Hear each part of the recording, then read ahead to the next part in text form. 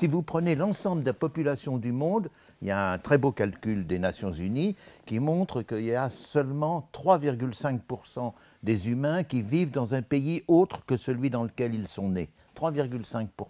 Hein, c'est quand même pas beaucoup. Donc d'ici qu'il y ait un grand remplacement, ça se produira peut-être en l'an 2300.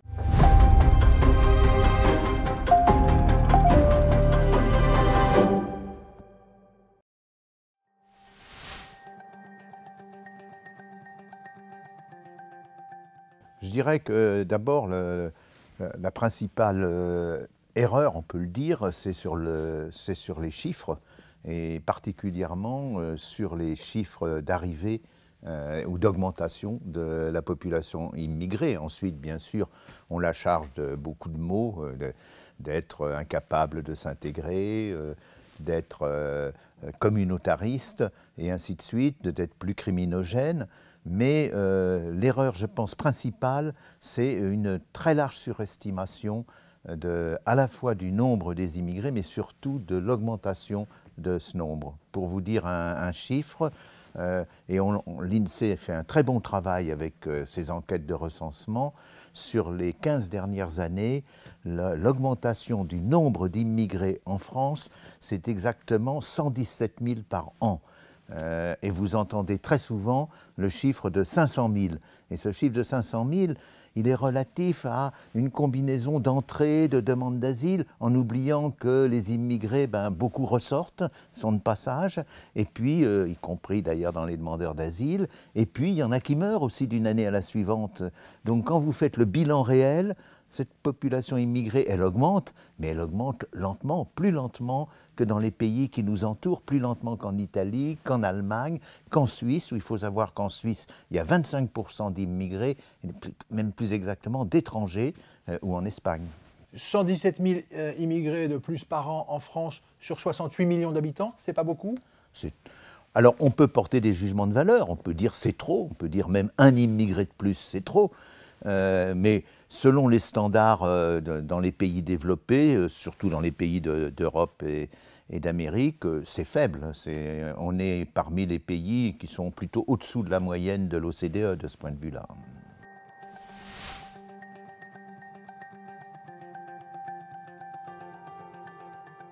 Dans les faits, il y a une très grande mixité. Si vous prenez Alors d'abord, il faut dire que sur ce qu'on appelle les immigrés, il y a une définition en France qui est « né étranger à l'étranger ». Mais donc, beaucoup d'immigrés sont en fait français de nationalité. Ils l'ont acquise par différentes procédures, des demandes ou bien des mariages, ou bien aussi parce que simplement ils sont arrivés à un âge où ils pouvaient être naturalisés. Donc vous avez 37% des immigrés qui sont français. Donc les traités à part des autres Français, c'est comme s'il y avait deux types de citoyens. Les citoyens non immigrés, comme dit l'INSEE, puis les citoyens immigrés. Alors le mélange, on le connaît très bien, à nouveau avec les travaux de l'INSEE, avec la seconde génération de l'immigration. Quand on regarde tous les descendants d'immigrés, donc tous ceux qui ont un ou deux parents immigrés, 57% d'entre eux descendent de couples mixtes. Donc le mélange s'opère en fait très rapidement en France. Et quand on passe à la troisième génération, donc on regarde ceux qui ont au moins un grand-parent immigré, eh bien, sur tous ceux qui ont au moins un grand-parent immigré, il y en a seulement 5% qui ont 4 grands-parents immigrés. Pour bien comprendre, c'est-à-dire que le brassage de population, en fait, il fonctionne en France? De ce point de vue-là, oui, il fonctionne. Alors, il fonctionne moins d'un autre point de vue. Le brassage des enfants de riches et des enfants de pauvres fonctionne moins bien que le brassage des immigrés et des non-immigrés, on peut le dire, voilà.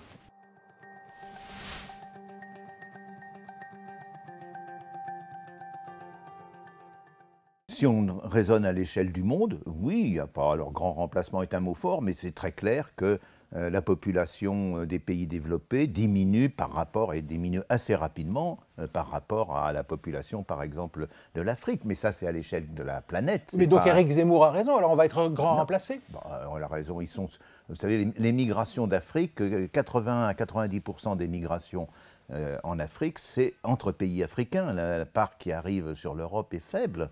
On serait remplacé si vraiment il y avait des masses d'immigrés qui arrivaient, mais comme je l'ai signalé, c'est quand même très restreint ce qui arrive par rapport à... Si vous prenez l'ensemble de la population du monde, il y a un très beau calcul des Nations Unies qui montre qu'il y a seulement 3,5% des humains qui vivent dans un pays autre que celui dans lequel ils sont nés. 3,5%. Hein, c'est quand même pas beaucoup. Donc d'ici qu'il y ait un grand remplacement, ça se produira peut-être en l'an 2300 ou 2400, mais disons dans les 50 années à venir, bien sûr les prévisions valent ce qu'elles valent, mais il n'y a aucune trace que cela puisse arriver. Ça n'empêche pas que la population depuis longtemps de ce qu'on appelait le tiers-monde augmente beaucoup plus rapidement que la population des pays développés. Oui, puis il y a plein d'Africains qui arrivent en bateau, ils vont tous à Lampedusa, ils veulent tous venir chez nous, donc ils vont quand même nous remplacer, non? Il y a très peu d'Africains d'ailleurs qui arrivent. La migration en France encore actuellement, c'est le plus gros contingent, enfin c'est des Africains, mais c'est des Maghrébins, et c'est des Maghrébins qui en général sont diplômés. Il ne faut pas non plus se raconter d'histoire là-dessus. Le niveau de diplôme des nouveaux arrivants maintenant en France avec des titres officiels, avec le titre de séjour, c'est le niveau moyen d'éducation en France. D'accord, alors là vous enlevez les migrants clandestins. Oui, mais enfin les migrants clandestins, on ne sait pas très bien combien il y en a d'abord. Beaucoup d'entre eux sont aussi des diplômés, c'est pas du tout des... Si vous voulez, dans la migration, il y a une caractéristique qui est d'ailleurs d'assez longue durée, c'est que vous avez deux pôles. Vous avez un peu plus de migrants qui sont moins diplômés, qui sont sans diplôme, mais vous avez aussi un peu plus de migrants que la moyenne qui sont très diplômés. Si vous prenez les Syriens, par exemple, qui sont arrivés, c'est très simple, les Syriens. Il y a eu un écrémage. Les Syriens qui n'étaient pas diplômés, qui étaient pauvres, ils sont restés en Syrie. Il y a 7 millions de déplacés internes en Syrie.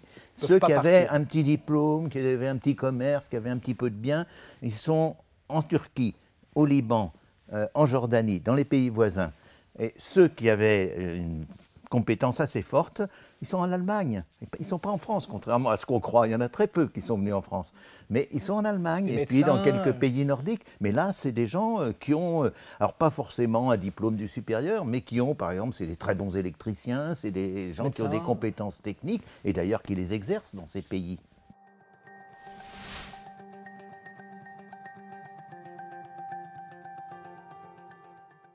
Ce qui se produira s'ils arrivent au pouvoir, moi j'attends de voir, j'espère qu'ils n'y arriveront pas, mais il faut voir ce qu'a fait Mélanie, qui est arrivée au pouvoir après avoir dit pique-pendre des immigrés. Elle vient de mettre sur le marché, je crois c'est 440 000 permis de séjour parce que l'Italie manque de compétences. La France, elle est dans ce cas-là aussi. Il y a des rapports, le BPI qui est chargé des investissements en France a fait un rapport intéressant où on voit qu'on manque d'ingénieurs de production, d'ouvriers professionnels qualifiés. Et si on veut réindustrialiser la France, eh ben, on n'y arrivera pas. On sera obligé de faire appel à des migrants étrangers. Et c'est quelque chose qui est en train de se produire dans toute l'Europe. Alors certains pays à l'Est espèrent qu'ils retiendront les Ukrainiens, par exemple, parce que c'est des gens qui sont souvent très compétents dans des métiers de la matière, vous voyez, parce que c'est la vieille formation soviétique, c'était surtout des métiers manuels.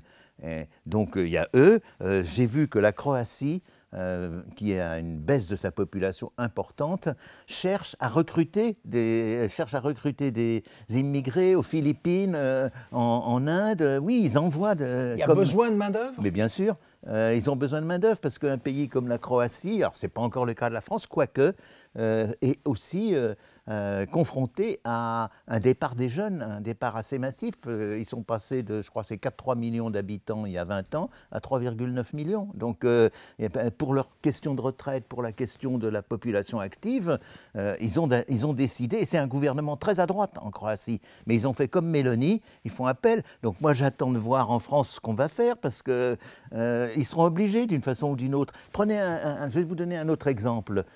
L'Allemagne. L'Allemagne a accueilli beaucoup d'immigrés. Alors d'abord des immigrés qui venaient des pays de l'Est à partir de 1990.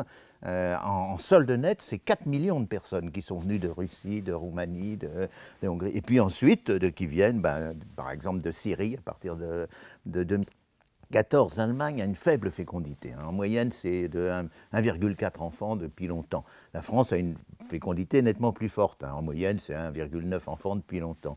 Eh bien, grâce à leur immigration, les Allemands n'ont pas plus de personnes âgées que les Français. Il y a 22% de Français qui ont plus de 65 ans, il y a 22,7% d'Allemands qui ont plus de 65 ans. Donc ils ont comblé, pour la question des retraites, ils ont comblé avec l'émigration la faible natalité. Alors vous me direz, ils auraient mieux fait d'avoir plus d'enfants, ils n'y arrivent pas. Et nous d'ailleurs, ça sera à voir. Donc la migration aide le modèle économique allemand? Bien sûr, elle l'a énormément aidé.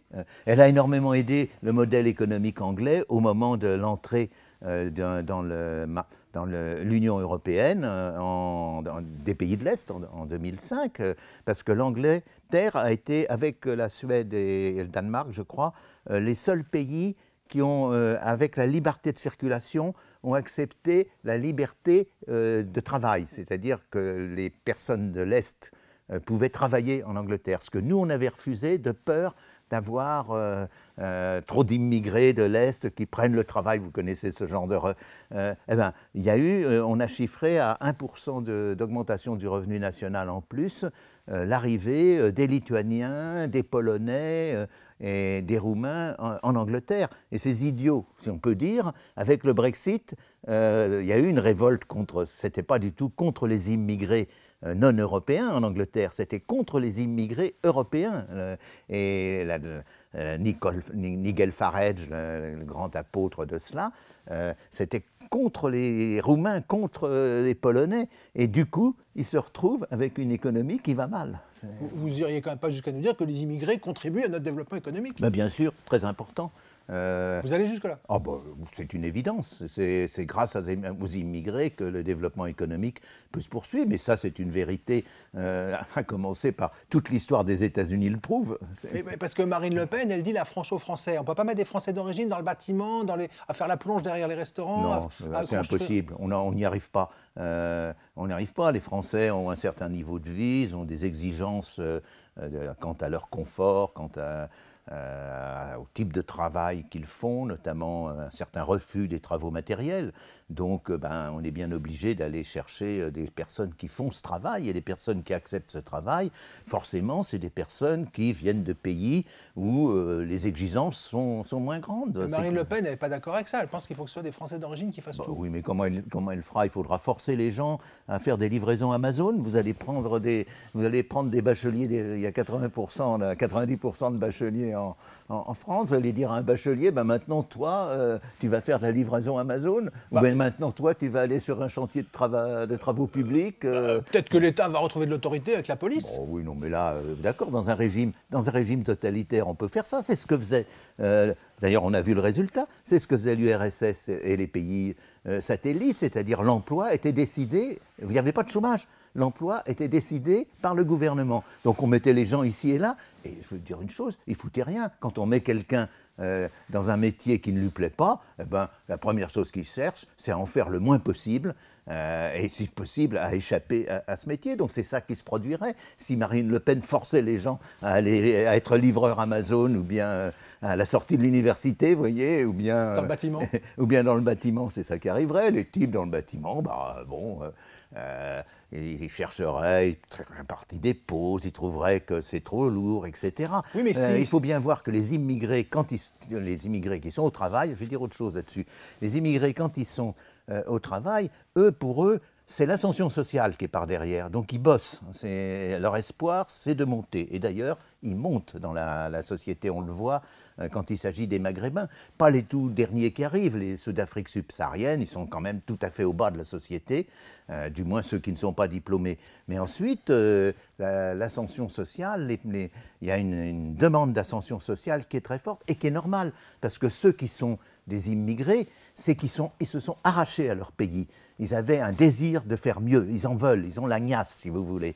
Et ça a été prouvé par il y a des centaines centaines d'études qui montrent que le niveau des immigrés qui partent est supérieur au niveau des immigrés qui restent. Et qu'ils ont une forte énergie, y compris pour leurs enfants. Absolument. Et cette énergie, je dois dire, c'est triste à dire, mais elle n'est pas aussi forte souvent en France, parce qu'en France, il y a une sélection dans l'autre sens. Ceux qui sont restés dans les milieux sociaux les plus populaires, c'est ceux qui n'en sont pas sortis. En France, il y a une très forte ascension sociale. Donc vous avez d'un côté une sélection qui est plutôt négative, et puis de l'autre côté, vous avez une sélection positive. C'est très important, ça.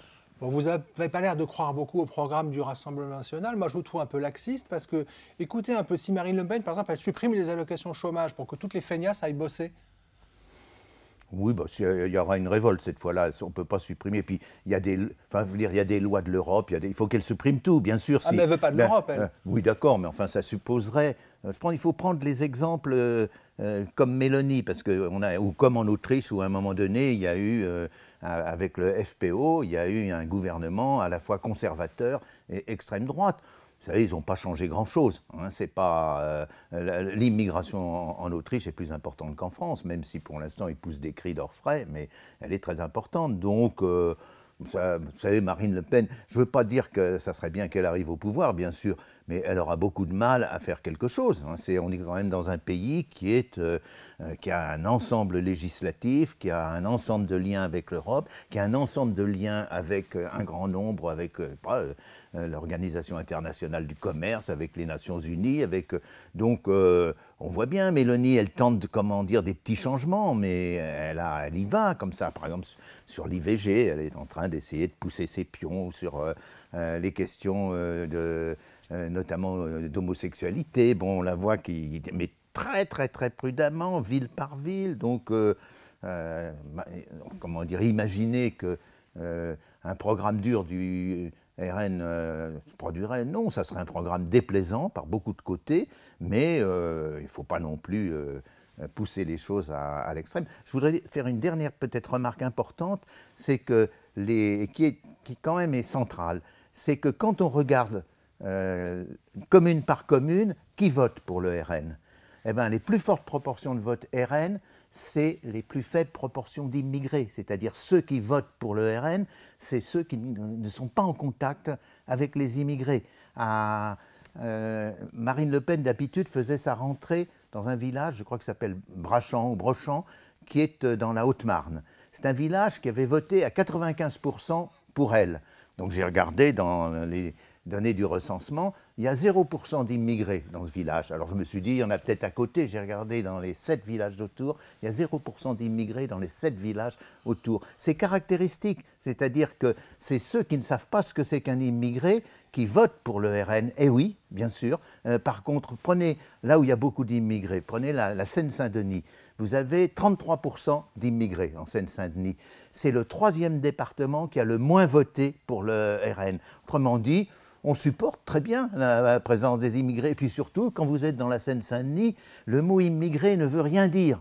Parce que vous avez un immigré qui est en costume 3 pièces avec une cravate et qui est adjoint au maire. Vous avez un immigré qui est dans un campement et presque en haillons. Vous avez toutes sortes d'immigrés. Ils sont aussi différents que nous sommes différents. Donc c'est un mot, c'est une caractéristique vague. Tandis que pour le paysan, il n'y a plus beaucoup de paysans, mais disons pour la personne, le rural qui vit dans la Haute-Marne, il a une représentation fantasmatique de l'immigré parce qu'il en voit très peu, ou peut-être les cas... Si, au journal de 20 heures, il y a des faits divers. Alors, il y a les faits divers, mais donc c'est dans sa tête, et c'est pour ça que je dis que c'est le problème.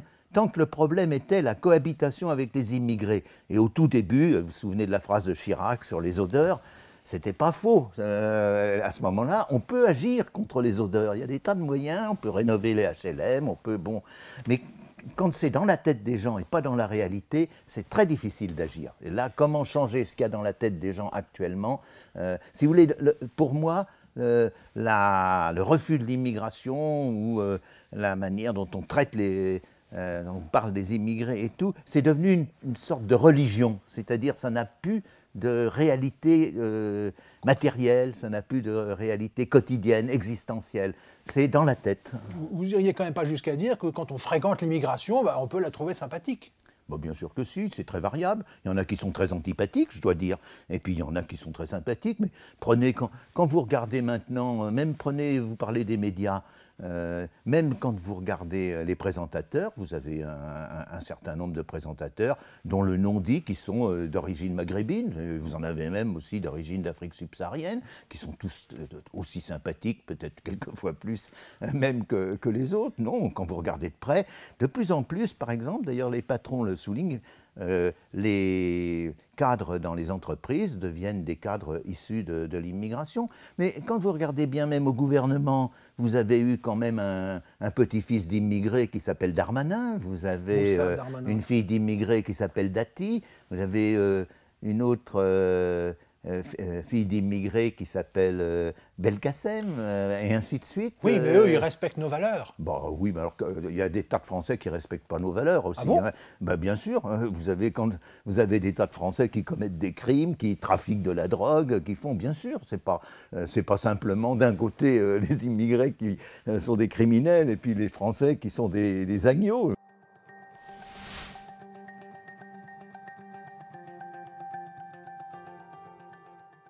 On présente des cas particuliers. Il y a à peu près 7 millions d'immigrés en France. Donc on présente, si vous mettez tous les cas de crimes, etc., présentés à la télévision, mettons que vous arriviez à une centaine sur 7 millions. Hein, il y a quand même, il reste 6 999 900 autres dont on ne parle pas, qui eux apparemment n'ont pas commis de crimes horribles, hein, puisqu'on n'en parle pas. Les médias grossissent parfois le trait?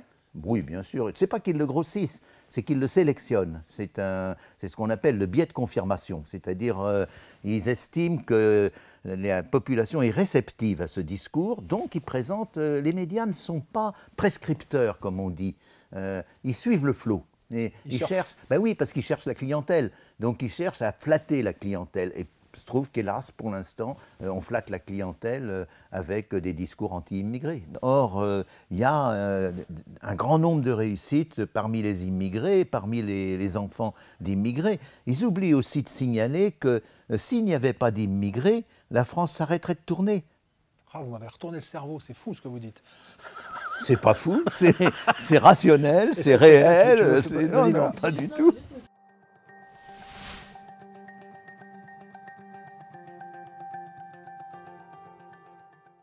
C'est une très bonne question. Oui, on sait. Alors, il y a le secret du vote. Donc on peut simplement faire par des comparaisons de bureaux, puis par des enquêtes d'opinion. Mais il faut remarquer que, je vous ai dit, 33% d'immigrés et, disons, un tiers d'entre eux sont de nationalité française. Donc ça fait plus que 11% déjà. Vous voyez, donc on tombe déjà. Il semble qu'ils votent un peu plus pour les partis de gauche, mais ils votent aussi pour le RN. Et c'est une vieille rengaine du RN. Le RN, c'est le père Le Pen. Jean-Marie se vantait d'être celui qui avait dans ses listes électorales le plus d'anciens immigrés. Intéressant, hein, parce que c'est une clientèle qui cherche en fait aussi à draguer en leur disant il y a des bons et il y a des mauvais immigrés, hein, il faut vous préserver des mauvais immigrés.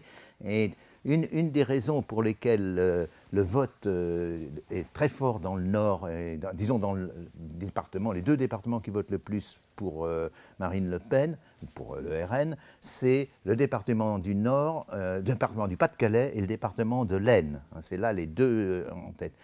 Quand vous regardez dans les chiffres, c'est les deux départements avec la Manche qui ont le moins d'immigrés. Vous dites, mais ça ne va pas, il y a pas, vous voyez, c'est l'inverse de la Seine-Saint-Denis. Mais si vous pensez un peu plus, c'est des départements où il y a eu de fortes immigrations à partir au fond même du 19e siècle, il y a eu des Italiens, puis à partir des années 20, il y a eu des Polonais, il y a eu des Hongrois, puis plus tard, il y a eu surtout des Marocains d'ailleurs. Mais la population, c'est des descendants de ces immigrés très largement. Et c'est des gens qui ont appliqué au fond le principe, le dernier entré ferme la porte. C'est-à-dire, bon, nous, on s'en est tiré, on a des métiers corrects et tout, mais on ne veut pas de la comparaison avec ce qui arrive. On a eu peur, justement, au moment où la Pologne est entrée dans l'Union européenne, on a eu peur que les Polonais fassent irruption dans le Pas-de-Calais, dans le gisement minier, puisqu'il y avait beaucoup de descendants de Polonais. Vous le voyez d'ailleurs souvent avec les noms même des députés ou des joueurs de des sportifs.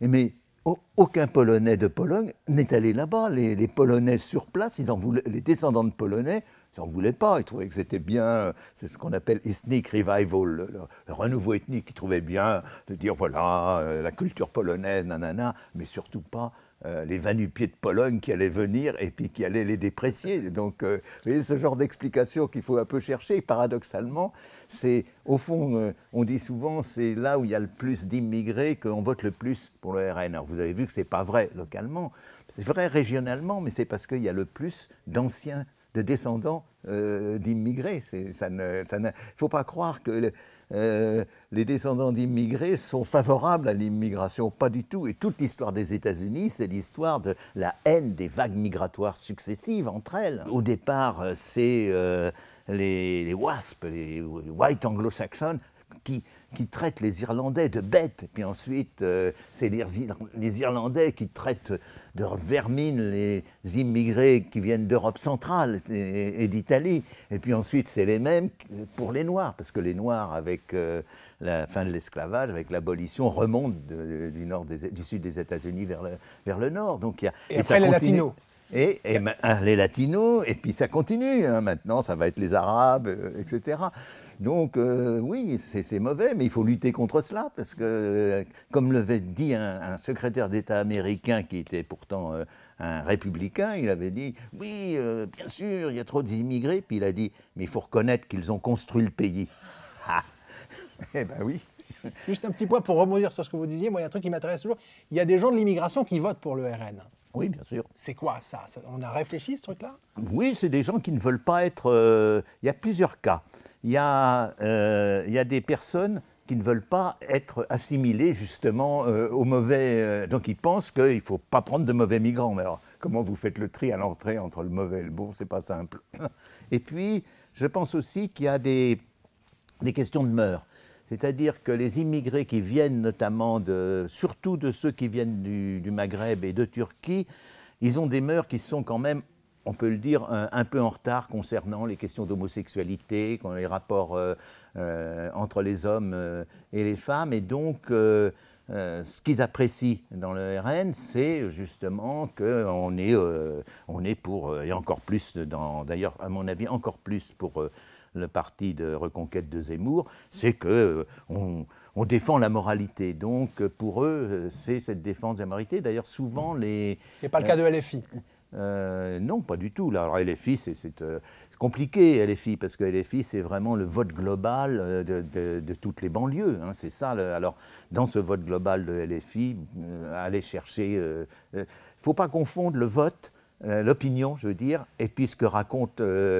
les dirigeants, c'est ça un des drames de la France, de plus en plus, parce que quand vous regardez même ce qui se passe actuellement, vous le savez bien, il y a un divorce absolu entre le résultat de l'élection législative, qui est la victoire du Front républicain. Je ne dis pas la victoire de la gauche, ni de la centre, ni rien, c'est le Front républicain, c'est quand même pratiquement 70%, et puis un gouvernement qui tend la main maintenant au RN. Donc il y a un décalage qui est de plus en plus fort entre l'opinion politique et puis, enfin plutôt le personnel politique et ses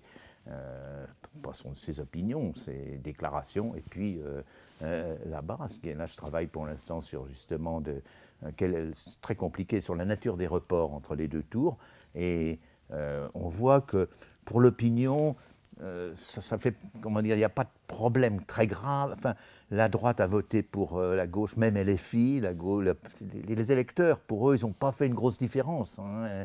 Et puis en revanche, on voit que les électeurs du RN, il y a eu très peu de voix de droite ou de gauche qui se sont portées au second tour sur le RN quand il n'avait plus de candidats. Et il y a très peu de voix RN qui sont revenues au second tour sur la droite et un petit peu sur la gauche. Il y a vraiment, on sent, il y a une coupure. Le Front républicain acte une coupure qui est très nette, coupure qui est indiscernable. Vous le voyez, il y a un brouillage total au niveau du gouvernement. Mais le RN est très haut, avec 11 millions de voix. Oui, Il est très haut, c'est ce que je vous dis. Il y a bien, vous avez 70%, 30%. Hein, Et ça monte. Je trouve que oui, c'est un problème. Mais l'autre problème, c'est l'attitude des partis politiques. Parce que tous, d'ailleurs, hein, je ne vais pas excuser ni l'un ni l'autre, ni LFI, ni le PS, ni les macronistes, ni même LR. Simplement, ils ne tiennent plus compte de l'opinion. C'est quand même absolument incroyable dans un régime démocratique.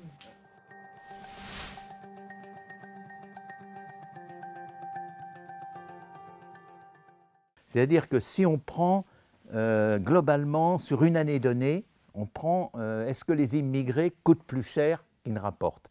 La réponse, c'est ils coûtent un peu plus cher. Pas beaucoup, mais si on met toutes les prestations sociales, etc., d'un côté, et puis tout ce qu'ils payent en termes de, justement, en termes de cotisation, si on met la question sanitaire aussi, ils sont un peu plus souvent dans les hôpitaux publics. Donc, il y a, c'est pas faux de dire que, mais on oublie une chose très importante, c'est qu'on n'a pas payé leur éducation.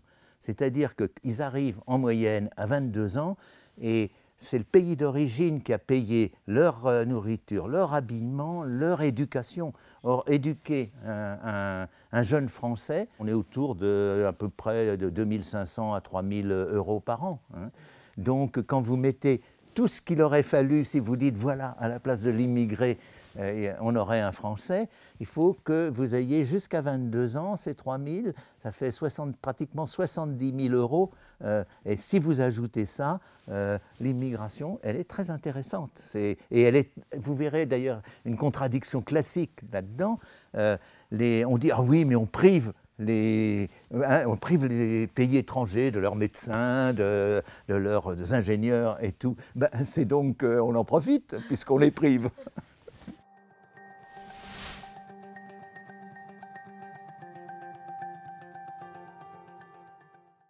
Décrochage économique, oui, bien sûr, parce que comme je vous l'ai dit, pour la réindustrialisation, on a besoin des immigrés. Pour les retraites, on en aura aussi besoin. Donc, augmentation des cotisations, augmentation donc pour les entreprises des charges qui sont déjà lourdes. Donc, ça ira mal, nécessairement. C'est devenu un ingrédient qui va être de plus en plus important à mesure que la population vieillit et que l'immigration, que la natalité diminue. Parce que, vous savez, la France, la natalité qui était assez haute, la France s'en targuait, mais elle est en train de dégringoler, il faut dire les choses comme elles sont. Hein. On est passé de 2 enfants par femme en moyenne à 1,68 en 2023, et ça continue à baisser. Et je pense qu'on arrivera à peu près à la moyenne européenne, qui est de 1,5.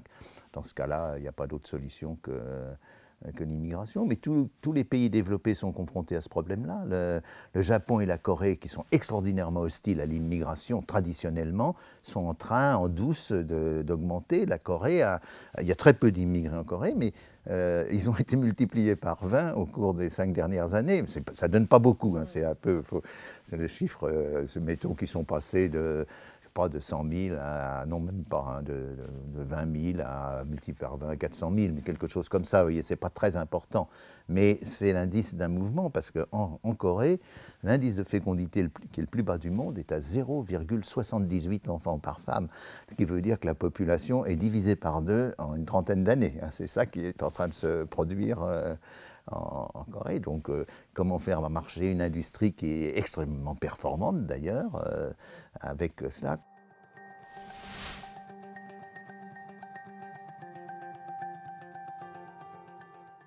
Beaucoup de gens se disent, font peut-être des choses que j'ai dites, ils disent, oui, mais une fois arrivé au pouvoir, ça sera du changement, mais un changement dans la bonne direction. J'avais fait un livre, peut-être je vais terminer là-dessus, qui s'appelait, il y a maintenant une dizaine d'années, où j'analysais les votes FN par commune, par taille de commune, enfin exactement à un niveau fin, et je l'avais appelé le pari du FN. Donc on pensait que c'était le pari que faisait le FN. Mais pour moi, c'est le pari que font les électeurs du FN. Et c'est un pari qui est analogue au pari qu'ils font en prenant des billets de la loterie nationale.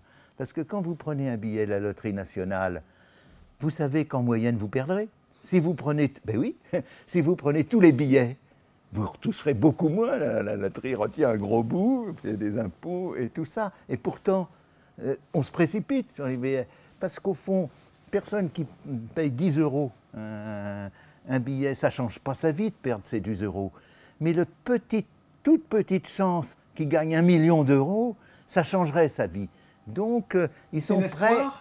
Eh oui, ils sont prêts à au fond, aller au-delà du calcul statistique, à accepter qu'ils perdent ces 10 €, mais dans cet espoir que faible. Donc je pense beaucoup d'entre eux, c'est ça, ils se rendent bien compte que ça risque pas d'aller bien s'il y a le RN. Il y a des tas de choses dans les finances, bon, mais il y a cette espèce d'espoir du billet de loterie. C'est que, hop, tout d'un coup, tout va changer parce que rien n'a changé jusqu'ici. C'est vrai que les choses changent quand même très lentement. On les a jamais essayées. Voilà, c'est exactement, c'est ce qu'il y a par derrière, on les a jamais essayés. Mais c'est vous le voyez, c'est pas un grand espoir, c'est pas ça sera mieux. Il y a une petite chance, mais faible, que ça soit mieux. Mais c'est pas que ça. Et sinon, il n'y a aucune chance que ça soit mieux. Eh oui. Donc on préfère avoir une toute petite chance que ça soit mieux, à pas de chance que ça soit mieux.